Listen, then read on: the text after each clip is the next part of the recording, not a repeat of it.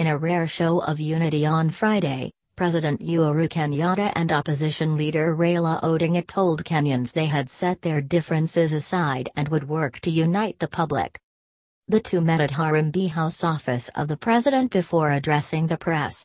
They neither specified their strategies nor took any questions. Raila, who was first to speak, noted ethnic division came to an end today and that he and his brother will bridge the existing gap.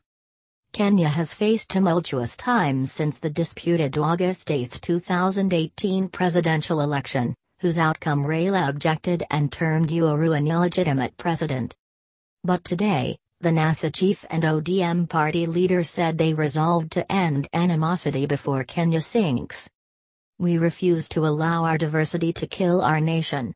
We have traveled so far, we cannot make it to our destination without bridging the gap," he said. "We have to come together and solve the animosity that we have been pouring into the boat before we all sink. We shall not fail. If we stand firm, we shall not fail." In his passionate address, Raila noted Kenyans cannot fathom why they are disagreeing as politicians fight for their souls. "We need to save our children from ourselves. My brother and I have come together to say this dissent stops here. We refuse to allow our diversity to kill the nation." The veteran opposition chief went on to speak about self-reflection, which he said was one of the factors that motivated his and Uhuru's decision. He said they want change and warned that so long as we remain divided, selfish and corrupt, no amount of reforms will prosper, and attention will be diverted to blame games. "We have been pouring new wine into old wineskins. We need leaders to secure the goals of peace, unity and justice. Such a time has come for Kenya," he said. New political dawn. In his address, the president assured Kenyans of a new political beginning following his meeting with Raila. He noted they had an opportunity to extensively discuss matters affecting Kenya.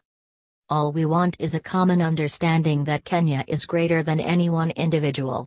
Leaders must come together to discuss their differences and what ails the country, like ethnic divisions." Uhuru noted the meeting with Raila will be key to ending the political indifference that has triggered intercommunal conflicts in counties such as Wajir, West Pokot, and Elgeyo Marakwet. "We have a responsibility to discuss and find solutions that will bind, unify and give a life cycle beyond the 5 years we have given ourselves. Elections come and go but Kenya will remain," he noted. "Our future cannot be dictated by an election but by stability and the well-being of the people. An election is only a process in which the will of the people is heard. We now mark a new beginning as we march together to bring our people together. We look forward to the support of every leader and every Kenyan." The president further noted that their moves will ensure no individual feels left behind or left out. "We can differ politically but we must remain united on matters affecting Kenyans." Earlier this year, Uhuru said he was willing to engage the opposition but cautioned that his government would not hesitate to take stern action against anybody who breaches the constitution. "The constitution is the general will of all. No one is above it. No matter who you are subject to its authority. Anything outside the constitution is a hostile intrusion," he said at the time. Uhuru had ruled out any talks with the opposition leader but he changed his position after he was sworn in for the second term, saying he would talk to all Kenyans, including NASA leaders, on the nation's transformation. It was not clear that he would ever meet Raila and/or the other NASA principals, Kalonzo Musyoka, Wiper, Musalia Mudavadi, Amani National Congress, and Bungoma Senator Moses Wetangula, Ford Kenya. Jubilee has frequently accused the former Prime Minister of creating intolerable turmoil as a way of getting into government through the back door. A troubled history. Raila's next steps had also been unclear. It was said his inauguration was meaningless as Uhuru and Deputy President William Ruto remain in power. Earlier in the week, the ODM boss said the opposition would use other ways to end electoral injustice if Uhuru's Jubilee Party doesn't want to dialogue.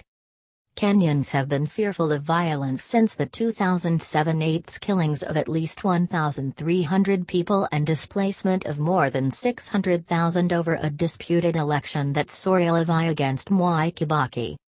After last year's election, Raila said at least 250 of his supporters were killed, especially in NASA strongholds of Kisumu, Homa Bay, Migori, Siaya and parts of Nairobi. Raila earlier said NASA and Jubilee must sit down and talk to formulate a way to deliver the country from the current political stalemate. He said he won the August 8 poll and cannot engage in talks for another Anusum-Kate coalition government. He noted Ruto pushed for coalition talks in 2008. The two leaders met after months of pressure by people including 11 envoys who asked Raila to accept Uhuru's presidency as legitimate. Close allies of the opposition leader had disclosed that NASA was working on a petition to challenge Uhuru's legitimacy at the New York-based global agency.